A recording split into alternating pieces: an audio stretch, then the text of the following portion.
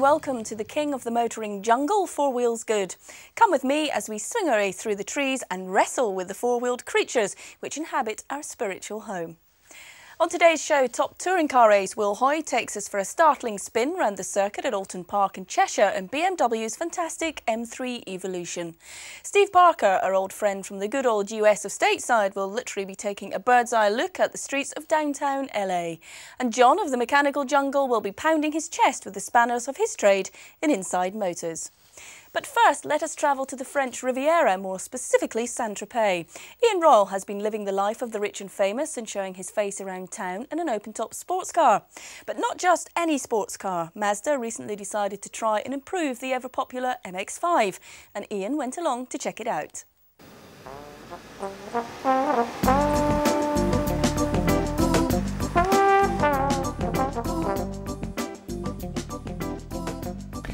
Getting on for nearly 10 years ago, Mazda took a very brave step. Their rivals derided them at the time because Mazda introduced to the world a two-seater open-top roadster for the mass market, and so the MX5 was born. It was the catalyst for the rebirth of the roadster market, and it took the competition a long time to catch up. Rover brought us the MGF, BMW the Z3 and Mercedes the SLK, although the BMW and Mercedes not quite in the same league. Well, now, after 420,000 sales worldwide, the MX5 has been given a fresh new look. Not a complete sex change, but some gentle facelifting by a skilled surgeon. Now, on initial appearance, the new MX5 may look very similar to the old one, and you could be right in thinking that, but this is a 90% new car over the old shape MX5, and there are some very subtle changes, some different curves. The rear end is a bit different, and here at the front is probably where you'd notice it most. Those lovely, gorgeous pop-up headlights, sadly gone. Safety reasons, cost reasons, who knows what, but the pop-up headlights gone. These headlights, though, offer a lot better illumination than over the previous ones.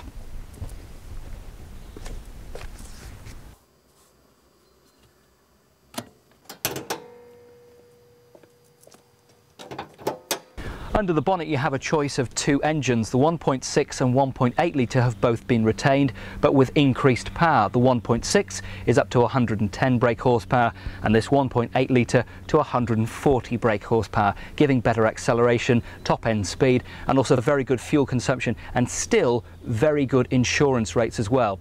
So let's see how this 1.8 drives. Take it for a spin.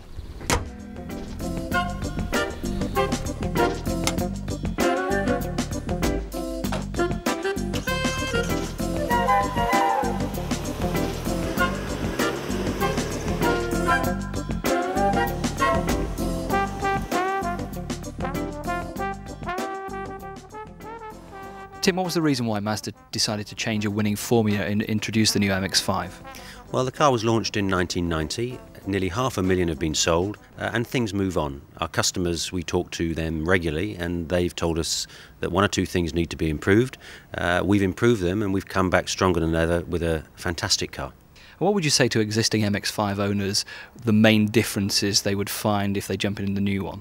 Oh, I think that's very easy. The car's quicker, it's only a tiny bit heavier, and so with more power, that gives it the extra speed. It's more economical. It's got product benefits, some changes. For example, there's a rear glass screen, which is all new and totally unique in the sports car market. It's got twin airbags, it's got a bigger boot, so there are many differences, and apart from anything else, just to set it off, there's some very nice new colours as well. And what about the pop-up headlights? They've gone by the way, sadly now. A lot of old MX5 customers will be disappointed to see them go. What was the main reason behind it?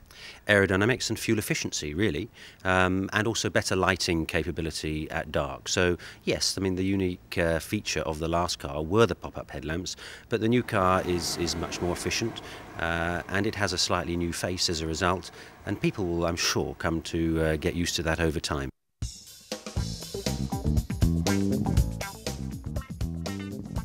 Extensive efforts were made to minimise weight on the new MX5 and to avoid middle-age spread. The front and rear overhangs are lighter and weight has been moved forward wherever possible towards the centre of the car to achieve excellent balance and weight distribution. The new body shares the same dimensions and wheelbase as the current MX5 except for the width. and that's ensured that the car maintains all the compactness and manoeuvrability of the original car. The 0 to 62 miles per hour acceleration time for the 1.6 litre is now just 9.7 seconds, and the 1.8 litre reaches 0 to 62 in 8 seconds. Top speed for the 1.6 litre is 118 miles per hour and 127 miles per hour for the 1.8 litre. Output and torque for both engines has been improved through enhancements to the intake and exhaust systems, resulting in smooth engine revving from low to high speeds and responsive accelerations. Features such as straight intake port, a variable inertia exhaust system on the 1.8 and a dual exhaust manifold have been incorporated. The performance increases have been offset by detailed attention to minimising repair costs in the new design. The 1.6 is Group 11, the 1.8 Group 12 and the 1.8 IS Group 13.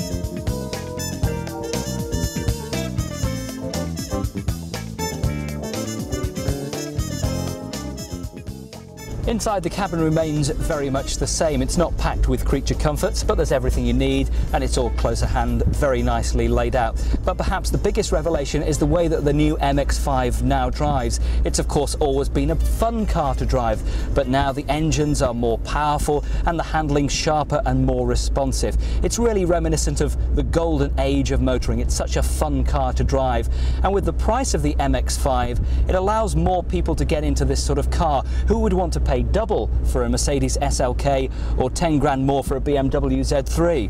Not me.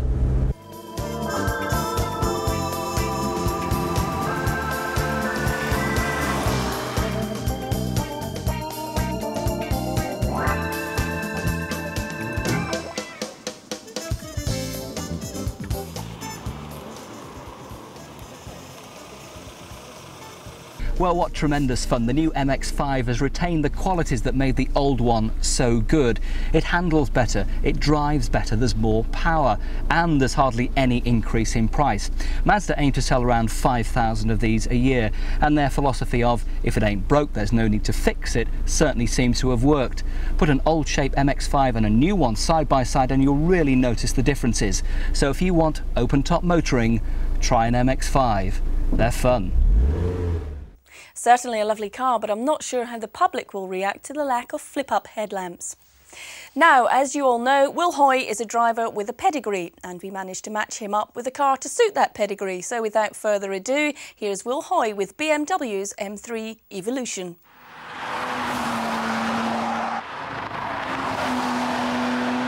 This is one of the road cars that racing drivers queue up to drive. It's BMW's M3 Evolution. M stands for Motorsport 3 for 3 series, and Evolution means that BMW have been trying to recreate the glory of the original, now classic, BMW M3 of 1987. A terminal velocity of 155 miles an hour. 0 to 60 in 5.4 seconds, and stunning brakes. 60 to standstill in just 2.8 seconds. In fact, the brakes are so good, you'd be wise to keep an eye on your rearview mirror, just in case a guy behind you is about to ruin your no-claims bonus. This car is the nearest you're going to get to driving a British Touring Car Championship car on the road.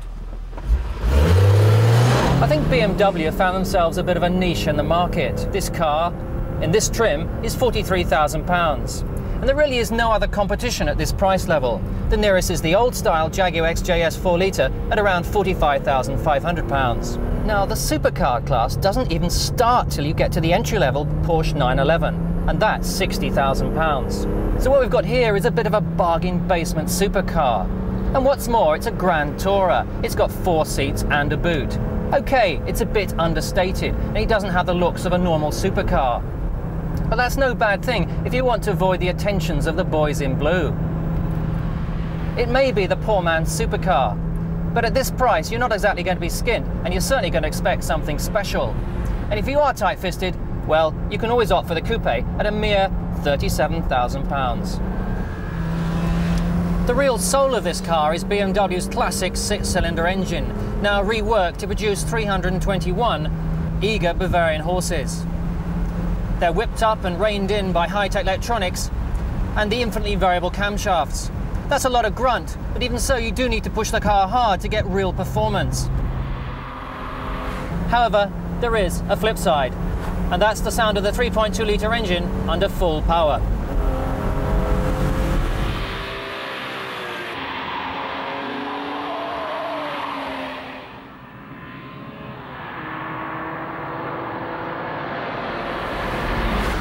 I'm a racing driver, so unless you're as mad as a hatter, this car really is as safe as houses, but it will still get the adrenaline to flow. I'm in deepest Cheshire at Oulton Park, a twisty and demanding circuit, so I have to use all 6 gears to hustle the car around. I prefer the sequential shift myself, which is an option on this range, since it's not only quicker, but it's what I'm used to in my race car. Dislikes? Well, the main one has to be the steering. Not only does the wheel feel too large, but it also feels overgeared. And then the column itself is just not fully adjustable. On an all too typical public road with its bumps and potholes, this car tends to shake and rattle a bit. That's probably because it doesn't have the stiffness of the saloon or coupe versions. However, it's as sure-footed as a centipede. This is partly due to the limited slip differential, which helps keep the tyres impressively in contact with the road. There is a tendency to understeer when the car is pushed, but that's no bad thing as it helps to keep you out of trouble. There really is oodles and oodles of grip. And if you go one oodle too far and manage to turn the car over, then it's comforting to know that automatic roll bars pop up at the back before you're able to chop off your passengers' heads. And talking of passengers, I've never been in a convertible at 155 miles an hour before, but it sounds as though I'm sticking my head out of a window of a jumbo jet. Overall, well, yes, there are 1 or 2 flaws, but it's a great buy and practical with it. And best of all, it has sizzling supercar performance. Which M3? Well, the convertible's a lot of fun, but you certainly need the sun. So I think I'd save myself a bit of money and I'd go for the coupe.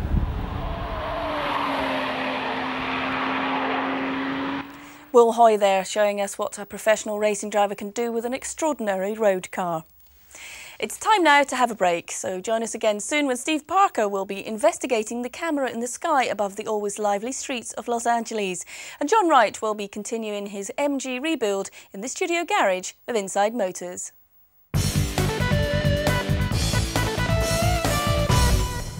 Hello and welcome back to Four Wheels Good, the ultimate in motoring merrymaking. Have you ever wondered what it'd be like to be a bird? Well, our American cousin Steve Parker has been chatting with someone who literally has a bird's eye view of downtown LA.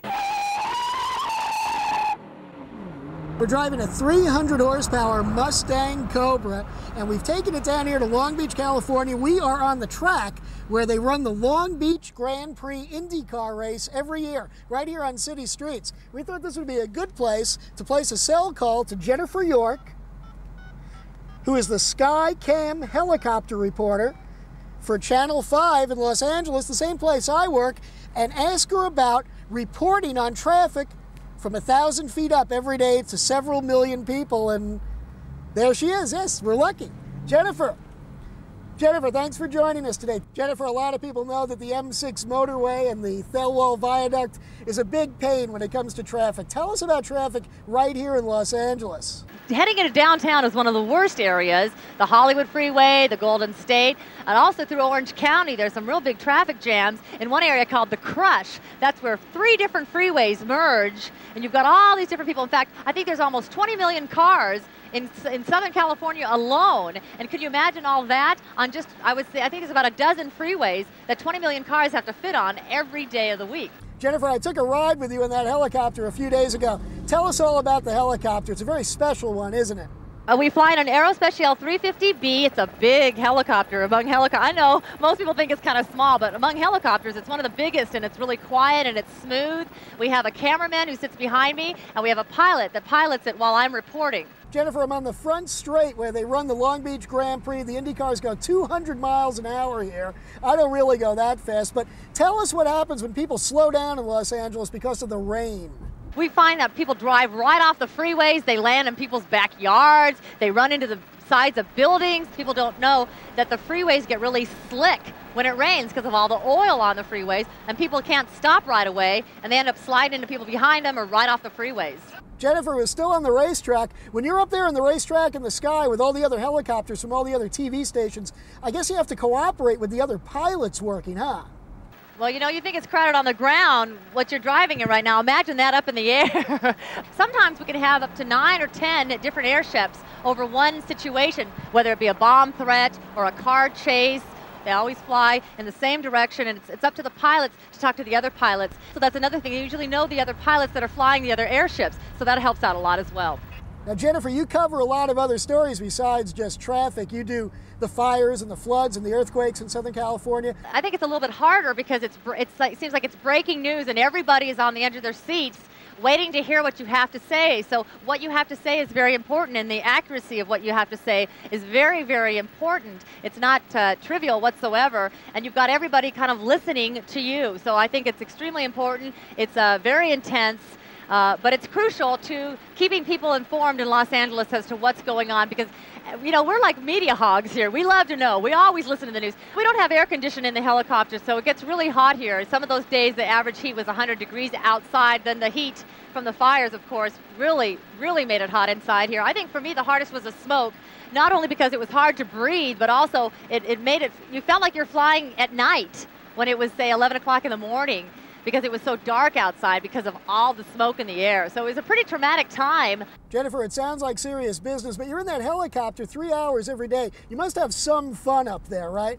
Well, some fun things that we do is we peek into people's backyards, and if they're really dirty and filthy, I mean, people collect a lot of junk. We'll zoom in with our West Cam, and we can get really close. I mean, we can see the colors of a baby's bottle in a backyard. We can see the color of someone's underwear hanging on a line. Tell us how you get such high-quality pictures from the helicopter to the home viewers.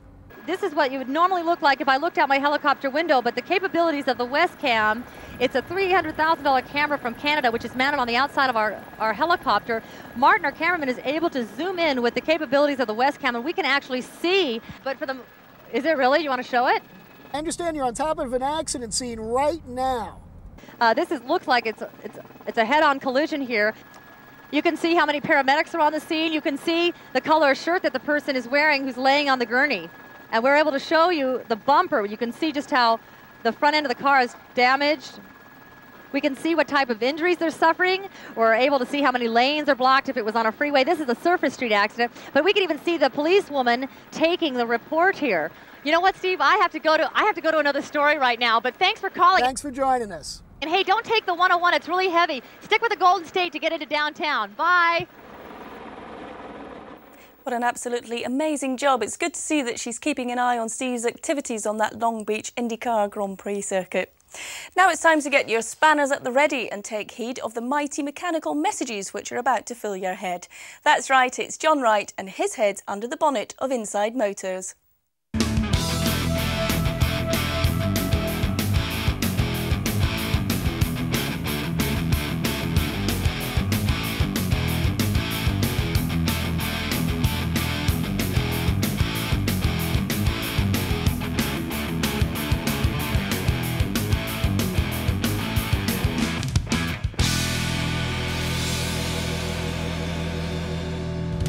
Welcome back to Inside Motors. Yesterday you saw us deal with the block of the 948 midget. Today it's the turn of the crankshaft. Now, this is how you get the crankshaft back from the machine shop. Fully machined, but it's got a little protective coating on. Now the protective coating's got to be cleaned out, and the oil ways, which are these holes through the crankshaft, have got to be cleaned. In fact, on this one you can just see a little bit of dirt coming out of it anyway. Right, to clean these oil ways and journals out, it's back to the welding rod and the bits of rag. Just dip them in the paraffin and stick them down the holes and poke away.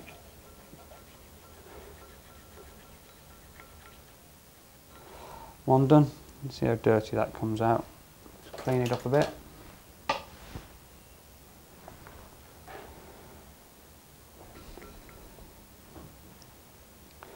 Right. The centre main hole actually goes two ways. It goes and feeds that big end that way. It also feeds that big end that way. And then the others feed from the other main shafts. Right, we've cleaned out the oil ways. Now we'll just get rid of this protective coating. It's an easy job, it just comes off. Get rid of that. There. This yellow coating, it's the protective coating that the machine shop applied after they'd reground the crank for us. It just needs to come off. Sometimes it's red, sometimes it's yellow. We have it all sorts of pretty colours. But it's just there to protect the crankshaft if it needs to stand for any length of time. Nearly there. I'll just turn it over and do the last one.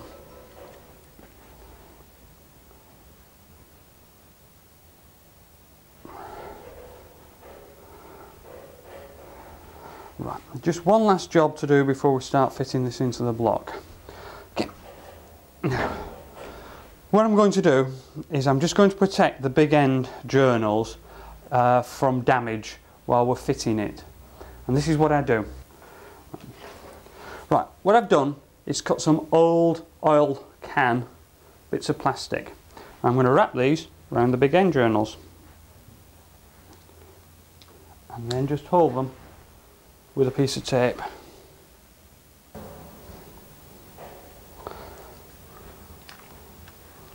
Tape them like holding.